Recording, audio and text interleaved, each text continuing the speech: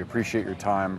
First, I just want to get your general response to everything that you've seen, from the way that law enforcement engage with the suspect to the way that they've approached disseminating information, because there's been a lot of inconsistencies over the last few days that they've shared with the public.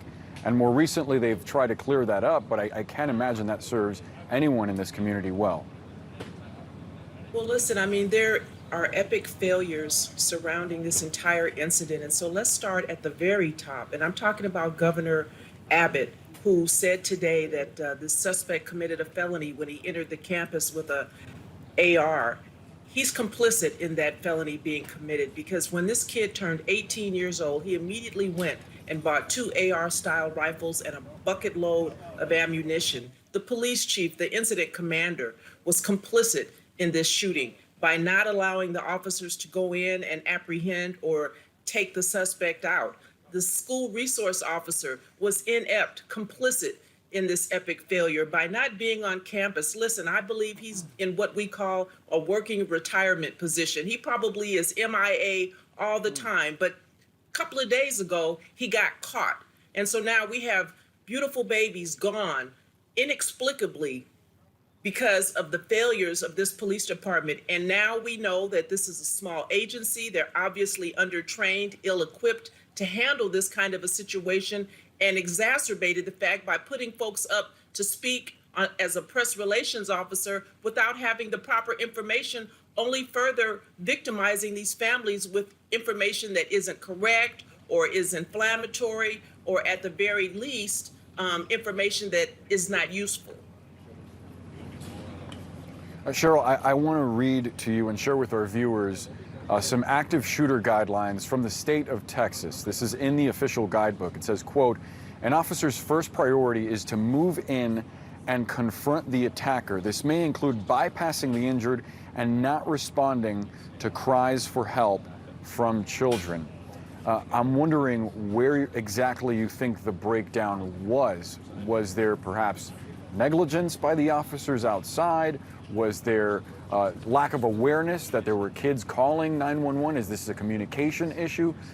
In other words, specifically, what needs to be adjusted to make sure that in the future, this breakdown in communication, this kind of response, doesn't happen again? I think it's a compilation of things. I think it's all of that. And again, small agency, I don't know if their 911 dispatchers have ever dealt with something like this before or knew how to deal with this. You have an incident commander with 30 years in law enforcement, allegedly, who's directing officers not to follow their guidelines. Maybe officers who were from another agency ultimately on scene decided that they didn't have the command structure there to go over the directives of this police chief. And so many someones need to be held accountable. And while we haven't heard from this police chief, I promise you he's somewhere right now putting in his retirement papers with 30 years on. There needs to be accountability. It needs to start at the top, Governor Abbott, all the way down to that school resource officer and the 19 who stood outside that door and did nothing for almost an hour. I just want to let you and our viewers know we've reached out to the school district police chief multiple times, given him multiple opportunities to answer questions. He so far has not replied. Cheryl, what does accountability look like? Resignations, potentially charges even? Well, listen, this is a 30-year veteran officer, so he's not going to resign. He's going to retire. And probably some of those other officers have enough time and grade that they can do the same thing. Accountability looks like we are in the midst of a midterm. Get rid of Governor Abbott. Accountability looks like civil liability, which is certainly going to come.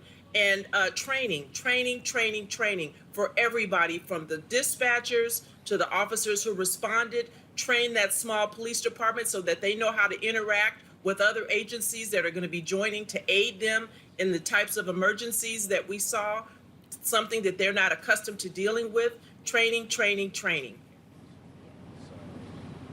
My fear is that, as we've seen in other situations, whether Columbine or Parkland, often that training only comes after something awful happens, and it sometimes isn't enough. Sergeant Cheryl Dorsey, thank you again for your perspective and your time. We appreciate you. Thank you. Of course. There are so many tragic stories coming out of Uvalde, including the deaths of Joe and Irma Garcia. Now their children are turning to their community and their faith for comfort. On Thursday, their children attended Mass